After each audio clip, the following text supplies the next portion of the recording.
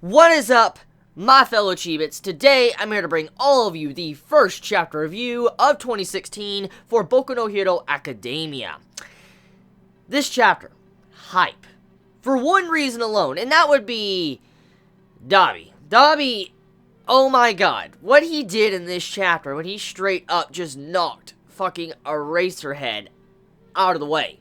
When I opened up this chapter and I saw that, I'm like, bro, my god, Eraserhead, you're like a punching bag. Like, poor Eraserhead, he always gets the fuck beat out of him. He's always in bandages. Like, he always gets, hit or shot from the side when he's least expecting it. It really kind of agitates me a little bit, because, damn it, man, Eraserhead has dealt with so much fucking abuse since the beginning of this series, and he continues to take abuse by many others. But I just wanted to point that out. So, Dabi, the character that's using fire. My overall impressions of his quirk ability, I wonder exactly how different it is from Todoroki, because from what I saw in this chapter, it looked like it was some form of just regular fire. You're shooting fire out of his hands, and it looked very similar in some ways to Todoroki's. So I'm wondering exactly what is going to set apart these two characters when it comes to their quirk abilities. Now, we do know characters can have similar quirks. We've seen this in the past. But, I mean, I wonder exactly, since this character is just so interesting, since Dabi has, like, this weird design about him, and he has this past that we want to know more about, and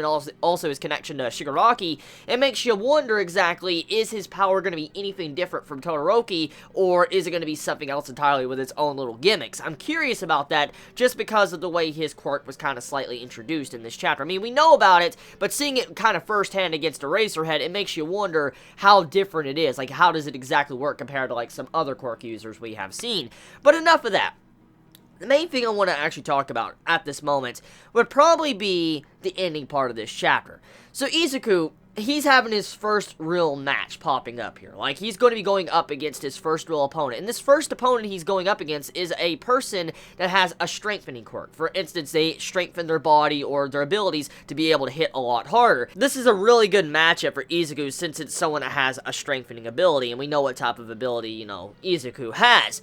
But the main thing I want us all to take note of, though, since this is Izuku's first fight, I wonder if the mangaka is going to try to do something unshonen. Many of you right now are probably thinking, okay, what do I exactly mean by those words? Well, I think we all have read quite a bit of shonen. Like, majority of us probably have read shonen here and there, and we've probably seen a lot of different, you know, plot threads in the past about certain shonen, and you could sometimes guess what is going to happen next. See, I bet many at this moment, myself included, we're thinking that this is probably going to happen. Izuku's gonna beat the main, you know, villain at this point, like, right in front of him. He's gonna beat this dude down, and because he's gonna beat this guy down, it's gonna cause it to where, you know, Kota, he's going to start loving heroes once again, and he's going to start respecting heroes. And that's kind of the standard when it comes to, like, a shonen story. Like, we see that quite often, where, like, a boy or any type of child or someone has, like, this negative energy towards something. One of the main male characters or characters come in, save the day, or do something, and it changes the overall opinion of that said person for the better. And I've seen this quite a bit in shonen. It's happened in a variety of series. So I'm very curious if the mangaka of Boku no Hero Academia is going to try to follow that same formula, or is the mangaka going to try to kind of branch off and try to do something very different? Because when it comes to Boku no Hero Academia, we can all admit that it has been sometimes unshonenish. I mean, look what Stain did. Stain was fucking amazing. He was one of the best villains I've seen in recent times of shonen. He was a really, really good character. And it makes you wonder, is the mangaka going to do that type of typical shonen plot thread right there, where, you know, Izuku saves the day, or is something bad going to happen to where Izuku's going to get his ass kicked and maybe Kota's going to get kidnapped? Because let's think about this for a second. Kota, as we know, he was, you know, he's a child of two really great heroes. There also is a possibility that Kota can unlock his quirk that is, you know, there. He's going to show off his quirk, and he might beat the shit out of his, you know, family's murderers. And what I think could be very different from this, if the mangaka wants to kind of slightly be unshonenish and change it up just a little bit with the formula, I can see it to where the boy, he has his quirk ability, like it unlocks or he has it, and he lashes out at this dude that killed his parents, and like when Izuku's beating on him, okay, Kota comes in and probably tries to kill him or something. probably does a mortal wound, and it changes Kota down a path that is not the normal path of a hero, maybe an anti-hero or a villain, or maybe Kota dies, because this right here has some really good purpose to add some good character development for Izuku, depending on where the mangaka takes it. But even then, let me talk about something that really kind of would agitate me if Izuku did win this fight. See, Izuku, he's going up against a guy that has killed pro heroes. Killed 2 pro heroes that were really strong pro heroes. This guy killed them. So if Izuku, being, kind of slightly a novice and not really having his full potential at all at this moment, to defeat this guy when 2 pro heroes couldn't, it would be very disappointing, because, like, how does that explain that gap between, like, a pro hero and Izuku? I mean, I know Izuku's our main character, I know that's how a typical shonen would be, he comes in and saves the day and stuff, but I just really hope he doesn't do that. I really hope Izuku, either A, he loses, he gets his ass fucking beat, which I know he's our main character, I want to see some, improvements, but honestly, at this time, I just don't think he should have the strength to beat this guy. I just don't.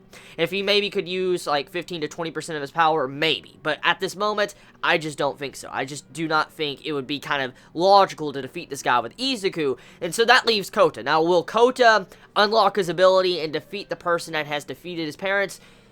Maybe. But even then, it just... I hope it's something very unexpected that none of us can really guess. Like, something that we did not see coming at all. That's what I am hoping from this fight. But enough of that. Let's talk about Spinner. So, Spinner...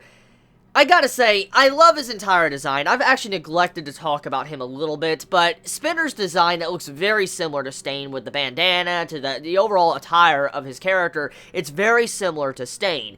And when you saw Spinner kind of, like, undo his blade, and you see all these blades and a sword, I'm like, bruh, what the fuck, man? Like, the sword was crazy looking. Well, swords, to be plural, because, I mean, there's just so many damn swords on this one hilt. And I want to point out something about that sword. If you look closely at the picture, the sword blades are all tied up together. Like, you'll see some chains around it, you'll see like a belt, some form of belt around it, multiple parts around the sword. So it looks like he's like holding the weapons together with chains and shit. And it makes me wonder exactly what is that. Like, is that his quirk ability, or does it have something else to do? Because let's look at his name.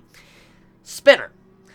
Spinner makes me think of some form of Fred. Maybe someone similar to Doffy. If you know Doffy from One Piece, that reminds me a lot of that. Maybe he has some form of Fred power. Like, he can, use, strings and shit, and maybe he's kind of putting those swords together. That might be a possibility. Maybe he's using string, he's putting the swords together, hold them in place, and then he's using it. That could be what's going on here.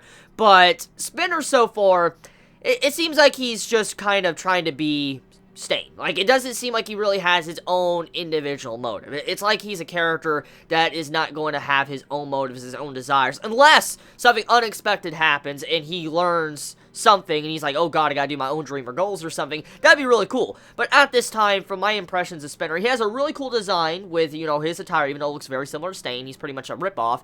And then you have it to where, his blades, his blades are pretty damn awesome. But besides that, his character overall, it doesn't seem like he has anything that he purposely has driving him. The only thing that drives him is Stain's ideology, but it really isn't his own. So, I just wanted to point that out. Anyways, that's about it when it comes to this chapter of Boku no Hero Academia. Let me know your thoughts in the comments below. Please be safe. Chibi out.